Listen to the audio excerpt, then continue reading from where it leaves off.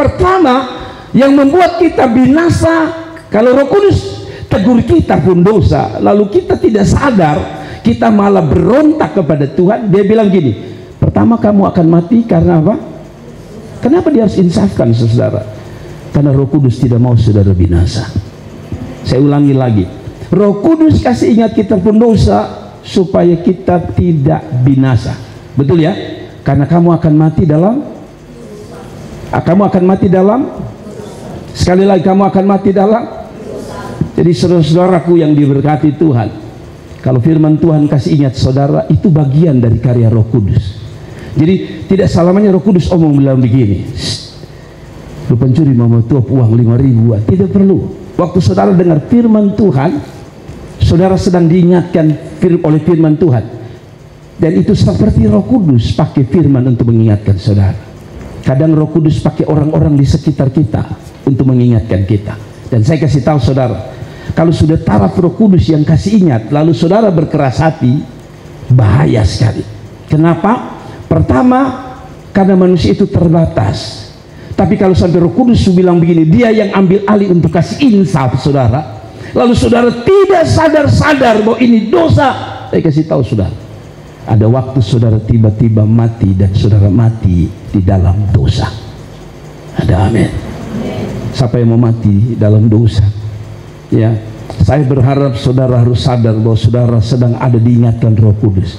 Tetapi juga dia bilang bisa orang binasa karena apa? Sebab jikalau kamu tidak percaya bahwa akulah dia, maka kamu akan mati dalam dosamu. Jadi dua hal yang membuat orang binasa masuk neraka, satu karena dosa, kedua karena dia tidak percaya. Saudara, saya ulangi lagi, kamu akan mati dalam dosamu. Satu, sebab jika kamu tidak percaya bahwa akulah, siapa yang bicara? Tuhan Yesus, dia, kamu akan mati dalam dosamu. Jadi saya kasih tahu saudara, para mualaf, saya harus bicara apa adanya.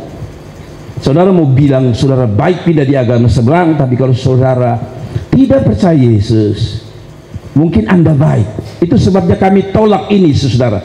Saudara dengar baik-baik.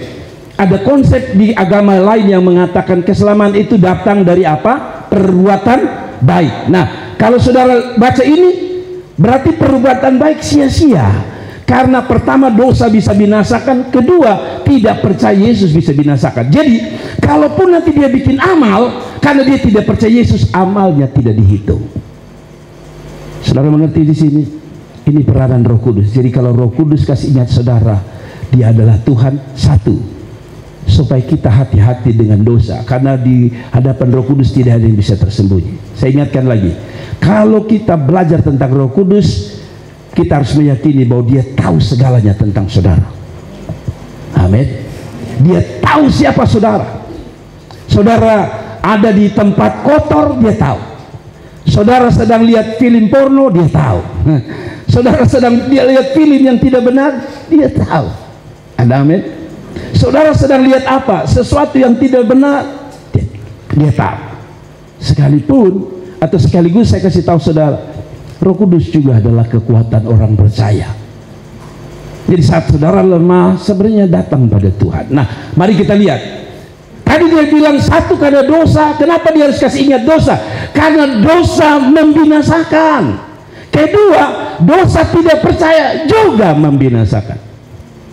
Berhenti untuk tidak percaya Yesus adalah Tuhan. Tadi saya bilang, kalau saudara bilang dia Yesus Tuhan, Anda pasti hormat dia, Anda pasti mau melayani dia.